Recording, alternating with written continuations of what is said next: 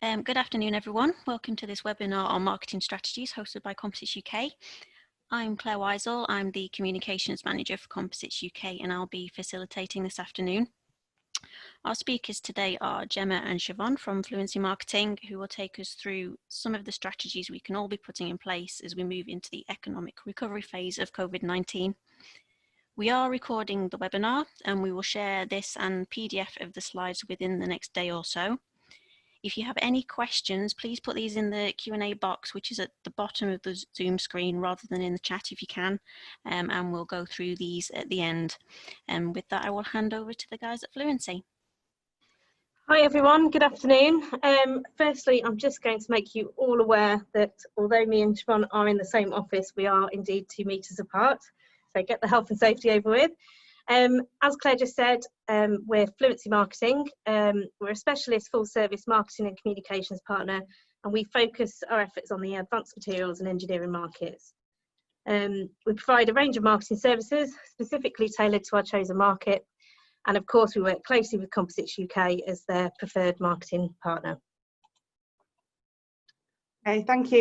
Yeah, so today we're just hopping on to go through a few key points we hope that you'd like to hear about. So we're going to look at implementing a digital marketing strategy, increasing your brand awareness, the importance of supplier customer communications, and then towards the end of the presentation we've included some useful tools that some of you may have heard of, but if not, that they'll definitely be of use to you. So yeah.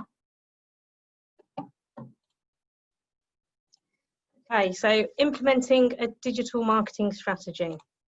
So first of all, define your business brief, and I think you know, this is something that we often forget to do. You know, we'll hop on and do a task without really thinking about why or you know, how we're going to do it. So analyze your market, research your competitors, define your goals and objectives, and consider areas for growth.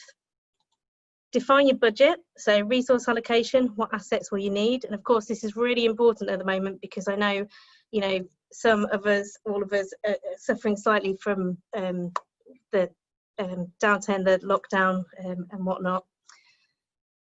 Think about your buyers, define their personas. So understand the challenges that they're going through at the moment and what their goals might be, identify some themes and keywords, and select appropriate marketing tools and channels. So you know, obviously think about the current situation and how our marketing might differ.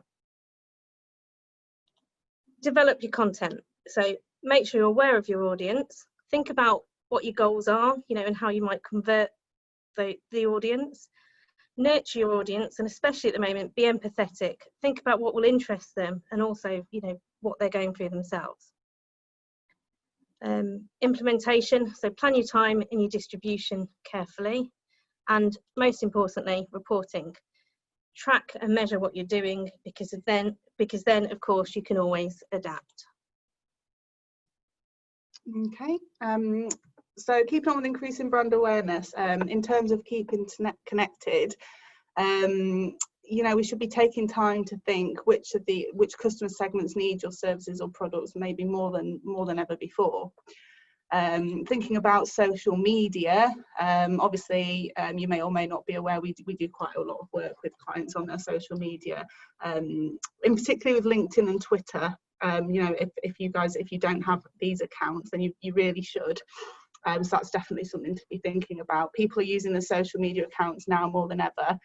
During lockdown, obviously, social media is one of the most significant forms of communication. Email marketing, so you want to keep in touch with your customers and your current database. Email marketing campaigns are really straightforward to set up and execute, so hopefully you've been doing that quite regularly. And in terms of content marketing, people will take notice of useful, engaging content that you're going to share, and are likely to remember you. You know, even if they've maybe never used your services previously, now's the time. You know, as we say, so many people are online now in these past few weeks and going forward. It's definitely something you should be thinking about. So with that in mind, improve your online presence. Many businesses devote part of their marketing budget to trade shows, exhibitions and events. And I think this is particularly prevalent in our industry. I know we have quite a few big events that have now been cancelled, and a few more, that are starting to postpone towards the end of the year. So fewer people are interested in face-to-face meetings, and this is particularly the case, as I say, for B2B companies. So website, it's a really good time to find time to look at your website, to make sure it's up to date and that it's fully functioning. With no customer visits, this is your sales team, this is your open door to your customers. Think about changes you can make to your website to reflect current demand better. It may be that there are certain products that you offer that are more in demand due to current situation, and if that's the case, you should be making those more easily accessible through the website. Revisit your current content marketing and keyword strategy. Leverage keyword research and social listening tools for topics that provide insight into specific information they're seeking. So again, it's all around, what particular things are people looking for, and there are lots of tools, and we'll talk about some of those at the end, that might help you find, how people are getting to your current site, and how you can reflect your content to reach those better. And digital marketing, of course, this doesn't require any face-to-face interaction. It's also one of the more measurable types of marketing, so it's really easy to set clear return on investment goals, and as we say, adapt as and when you need to. So search engine optimization, we talked about website. Any business with a website needs to operate good search engine optimization. The nice thing is that a lot of content managed sites, so WordPress or Wix or these kind of things, do have basic principles in place, but with a little bit of work, you can really push your SEO against competition. Google and the other search companies, not favouring Google of course, continually change their search engine algorithms. So it's good to research what they're using at the moment. I mean, one of the big things that Google likes at the moment is video content. So if you've got any video content you can get on your website, then now's the time to find it and do just that. And good copywriters and content marketers will know how to write specific content in line with your SEO goals. So make sure you're using those keywords within the text, not just in the title. Make sure the content's relevant and you're using those keywords in a way that makes sense. I would say that the search engines are very, very clever. So just putting the word, too clever indeed. So just putting the word in, as a title won't work, but think about how your text can reflect what you want to come out. And of course, think about the competition. At the moment, some of your competitors may be too busy trying to survive and think about the quality of their websites. Go one step ahead of them. As we said before, exceptional SEO gives you an excellent opportunity to be first off the mark when things recover. As long as you've got internet access, you can work on your SEO from anywhere. So it doesn't need you to be in the office. And if your business has to go into hiatus, good SEO will make it much simpler for you to rebuild after. Thank you. So in terms of importance of communications, when we refer to this, we're speaking internally and externally. Remember that your team are your ambassadors and their motivation is key to your success. So we want to be staying relevant, making sure communication is appropriate and effective, making sure it's clear and focusing on the facts. Again, this kind of ties back in with what Gemma was just talking about SEO optimization as well. Be relevant and understand, and be empathetic obviously at the moment, and if you can, unite people internally and externally. Reassure your stakeholders, so your investors, your customers and your staff. A survey carried out recently by Opinion reported that consumers want to hear the same amount or more from brands during this pandemic. And in the same survey, consumers said that the companies they have heard more about in the past week are perceived as handling the crisis better than those that are less outspoken. And what's also interesting is similarly a survey of just over 35,000 consumers globally by Kantar found that 8% thought brands should stop advertising. So that's something to think about. In terms of applying positive messages, talking about your business and your industry, you know, from 3 weeks into this pandemic, we had a new term in marketing, which was corona fatigue. You know, people need actions and tangible help and support. Focus on communications that reach your customers. So again, your website, your email, telephone communication and digital marketing, your social media. Take the time to focus on your story, website and data, because obviously now more than ever we do have the time to do that. It's all in the planning. So find time. Many marketers complain that they're always busy and haven't got time to do such things like follow up on news releases, analyze web performance and check on SEO. All we can say to you is find the time, because you will put budget into doing your marketing. If you're not following it up, if you're not analyzing what's coming in, then there's little point to what you're doing. Plan your marketing rebirth. So depending on your situation, you may have to plan your marketing rebirth on a smaller budget, but as we keep saying, marketing doesn't have to be overly expensive. This is one of the reasons that you still need to stay in touch with your customers with regular news, telephone and email communication, and keeping your website up to date, and obviously your social media pages. If they still exist, you won't have to spend time rebuilding them from scratch when the world does finally come back to life again. And of course, think about your recovery. You know, this pandemic is going to end, and hopefully sooner rather than later. So, you know, spend the time checking the current performance of your website, your existing marketing, making appropriate changes as needed, and you could also begin to plan out your recovery content. Sketch out your future campaigns, create content, write scripts for videos. Of course, we mentioned earlier that video is highly rated at the moment, and anything else you can do by yourself without being in your full work setting. You know, this pandemic is, as I say, going to end. Keep on top of your marketing metrics. So data is key. It's more important, obviously now, more than ever, to keep a close eye on your marketing data and to take notice of what has been working and simply to do more of that. So if previously successful marketing campaigns have lacked impact or become irrelevant, clearly these need to be reduced or stopped. Have goals. So have and consider these goals. This should be something that we're thinking about every day. Examine the data, see the trends, make changes as required. You need to identify a specific marketing goal for each campaign and decide the relevant metric to measure. And we touched on this a little bit earlier, the importance of return on investment. So it's relatively simple to determine the ROI on marketing activities. A simple question is how successful was your campaign, and that's kind of tied to the point previously. If something's working, you need to carry on with that, make it bigger, make it better. If something's not working, you need to figure out why and go from there. And take the opportunity and become stronger. So keep going funny with this mouse, I do apologise. So be creative. If nothing else, the current crisis calls for creative thinking and problem solving, and that's whether you're a large or small business. Prioritise the customer, goes without saying. New innovations and multi-channel marketing communications won't solve every problem, but they do show the customer that they're still a priority even in times of uncertainty. And build your community.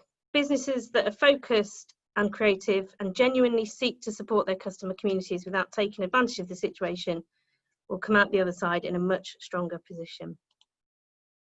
Okay. So some useful tools for you. You may have seen some of these, you may have not. Obviously there's hundreds out there and it's what works best for you, but these are a good place to start if you're not already using any of these. So HubSpot, for example, has a number of tools available on the website, such as setting up web forms, pop-up forms, live chat software, things for lead capture. And from there you can also send email marketing campaigns and pop all your data into the CRM system, which is free. And from there you can analyze obviously your website visitors' behavior. Trello is a content management tool that a lot of businesses are using now for brainstorming content. In fact, we do use that here at Fluency Marketing. Obviously, as you can imagine, we've got our marketing services. We have a number of events going on as well. So it's great to have different boards, different brainstorming ideas that we can all access. It's really useful. Hootsuite, I imagine all of you may have seen this already. You know, the best thing about Hootsuite is that you can schedule for months, weeks, you know, in advance social media posts and develop your own tags and keywords so you're keeping consistent. It's a great one for marketing teams because everybody can access that, and you know, you can keep your content in a cloud on that website. Canva Business, that's more of like a drag and drop design platform which allows users to create images, so icons, got your different icons, shapes, fonts, it's for logos. It's very aesthetic, but it's a really easy way to put together presentations or images, graphs, that kind of thing. Google AdWords and Analytics. If you haven't heard of these, you're probably not the marketing person, but they're so easy to use. Google Analytics, for example, is the gold standard for website analytics. The platform is so easy to use. And AdWords is one of the most popular options for advertising your business, because that way, you know, you're going to make sure that you're appearing on Google search engine result pages. MailChimp is an email marketing and social advertising tool, which will, you know, really easily design marketing campaigns, email campaigns.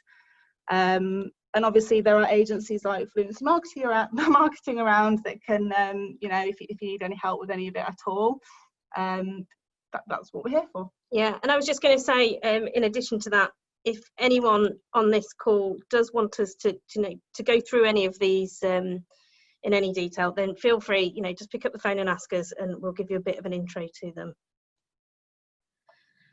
And then a little bit of a close from me. You know, this pandemic is not going to last forever. And the thing that we all need to remember is that there's no company out there that's more experienced at handling this situation than you are. You know, we're all in this for the first time together. And the same thing is no company's more experienced at the recovery. So think short term and long term, and you will absolutely get through this. And we're here to help in any way we can. And that's us. Thank you very much. Hopefully we've answered some questions. If you have any more, feel free to pass them over. There's one or two that have come through. Goodness.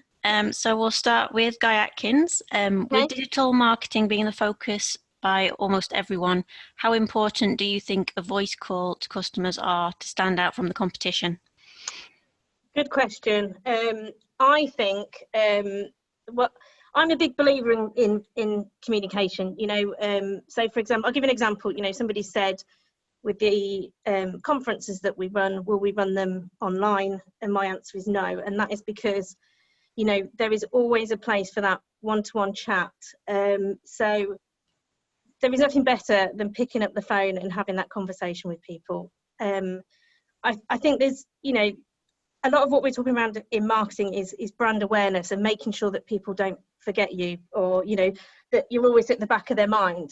But alongside that, picking up the phone, you know, a personal email, it goes a long way. Yeah. And as I was just saying, that she said, you know, it's about building relationships. So that one-to-one relationship is really important. So we have a couple of questions from Katie Johnson. Okay. First one is, what is your view of natural SEO versus using AdWords? Oh, that's a very interesting one.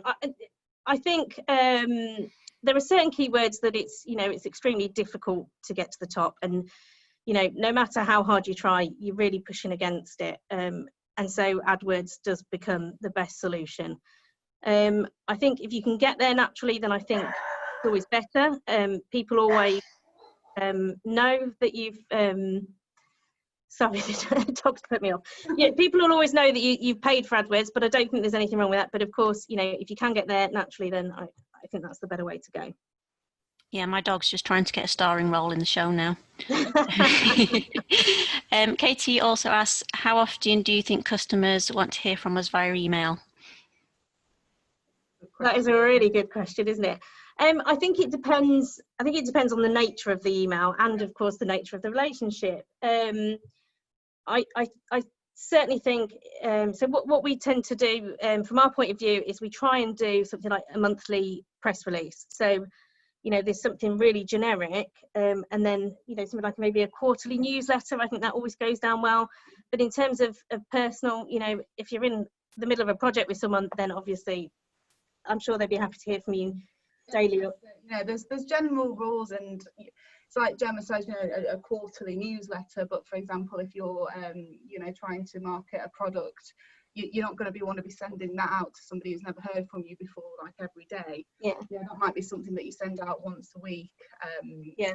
But, you know, there's nothing stopping you if there's something else you wanted to highlight to that same person, Yeah. you know, to do it separately. I think it's tricky putting a number on things like that, because it depends on the relationship, the business model, and what it is you're talking about in that particular email. Yeah. What I will say is the more personal relationships I perhaps have in the industry, if I was to put a figure on it, I think they've probably stayed in touch with me every other week through this, and that's been nice. But of course, if your customer numbers are in the thousands, that's pretty impossible to do.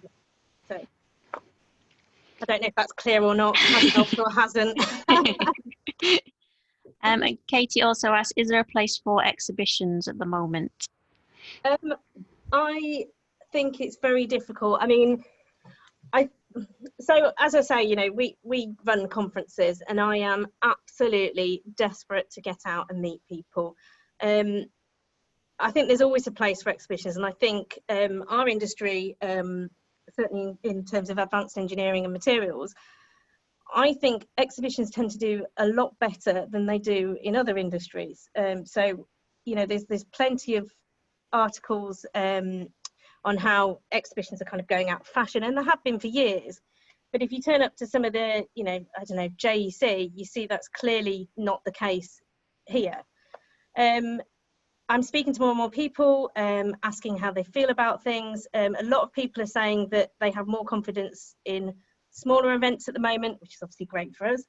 But I'm pretty sure that whoever gets out there first with the exhibition is going to be attended by as many people as can get there. You know, people want face-to-face, people want to build relationships, people want to buy, to sell, to collaborate, and ultimately, you know, we're human beings, we're pack animals, we want to be together, and we've missed you all. So yeah, I do think there's a place.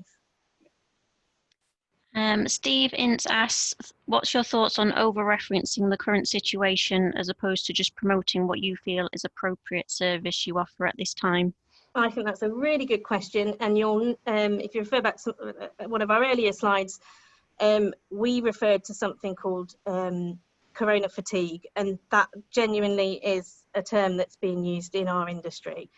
I think that, you know, turning on the news every single day, you know, it's all we hear about. So actually getting some news out there that is positive, that is, you know, shows collaboration or shows positive future, talks about your brand, you know, will go a long way. And we did a survey ourselves, so we actually rang around a few people in the industry, because obviously we write a lot of PR for people. So, you know, we were asking, what do people want to read? And the general consensus, I think it was 85%, said that they just scroll past anything that has COVID or corona in the title. So yeah, shout about what you're doing, show us that industry is coming back, and show us that there's going to be an end to this, and that we're still here.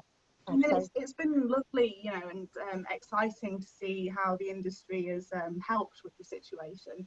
Yeah. I think there's a difference between talking about it constantly and, you know, sending out a little email marketing campaign or a social media post. You know, for example, the factories that have stopped doing this, and now they're sending out face masks and things like that. It's, you know, it's post worthy, but I think people, like Gemma says, are now just getting past that now. Yeah. Past it, and it's time. We don't need any more face masks.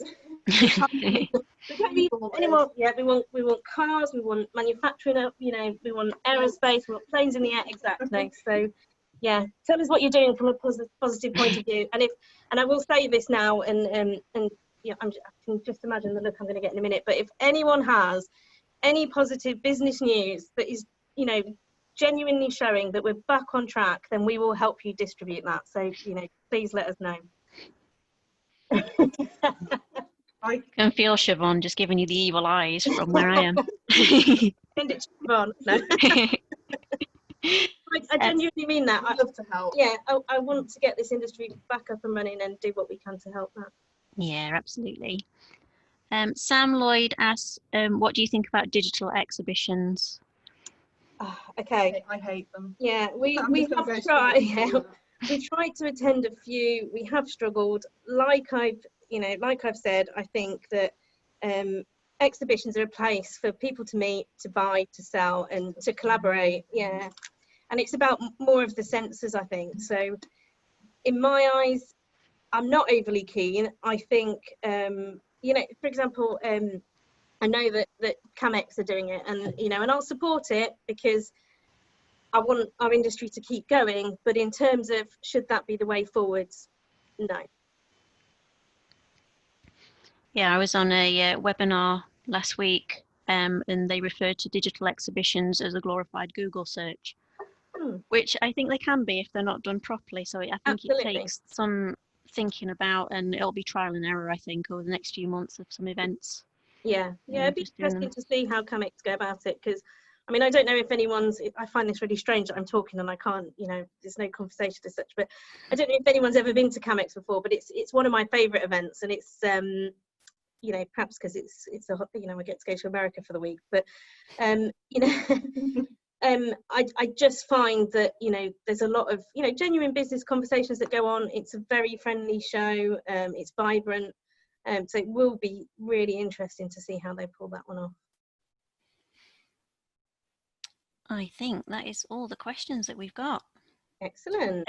So obviously, if you do have any further questions, you can contact the guys from Fluency. Their details are on the screen, and it'll also be in the pack that we send to you. So thank you, Gemma and Siobhan, for leading the webinar. Thank you to all of you for attending as well. Composites UK has around a webinar a week coming up between now and August, so do check out what we've got coming up, and we'll see you again next time. Thank you all. Thank you. Claire. Thanks.